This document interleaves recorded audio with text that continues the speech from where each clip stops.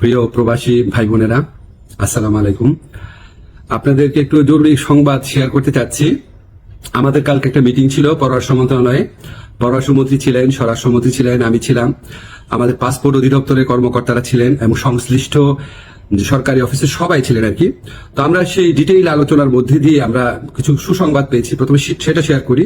সেটা হচ্ছে আপনাদের পাসপোর্টে খুবই সমস্যা হচ্ছে, এটা আমরা জানি। এমআরপি পাসপোর্টে পাওয়া এই 15 ডিসেম্বর থেকে আপনারা এমআইপি পাসপোর্ট পাওয়া শুরু করবেন এবং পরবর্তী 3 সপ্তাহ থেকে 4 সপ্তাহের মধ্যে প্রত্যেকে যারা আবেদন করেছেন এমআরপি পাসপোর্ট পেয়ে যাবেন।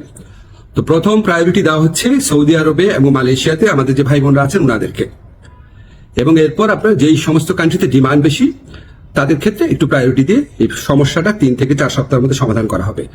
এবং এত পরিমাণ এমআরপি পাসপোর্ট ছাপানো হচ্ছে যে ইনশাআল্লাহ আগামী 2-3 বছরে এই সমস্যা আর কখনো হবে না। এখন আপনাদের একটা অনেক সাফারিংস হয়েছে, অনেক কষ্ট হয়েছে, এটার জন্য অনেক ধরনের হয়রানি হয়েছে, সেটার জন্য আন্তরিকভাবে দুঃখিত। তবে ভাই বিনয়ের সাথে বলি, এই প্রবলেমটা সলভ হয়েছে বিগত ফ্যাসিস্ট সরকারের আমলে।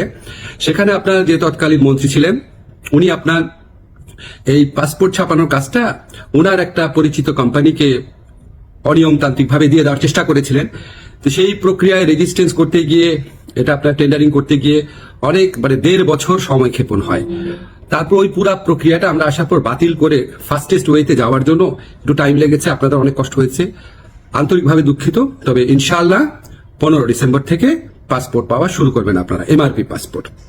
আর ই পাসপোর্টের ক্ষেত্রে আপনাদের সহযোগিতা করার জন্য আমাদের ডিসিশন হয়েছে যে এখান থেকে দরকার হলে টিম যাবে বায়োমেট্রিক ডেটা নেওয়ার জন্য, সেগুলো আপনাদেরকে পরে বিস্তারিত জানানো হবে। প্রবাসী ভাই বোনদের জন্য প্রতি আমাদের অনেক দায় রয়েছে, অনেক কাজ করার ইচ্ছা আছে, কিছু চেষ্টা করছি। আরো কোনো কাজে অগ্রগতি হলে আপনাদের জানিয়ে দেব। আপনারা আমার জন্য দোয়া করবেন। খোদা হাফেজ।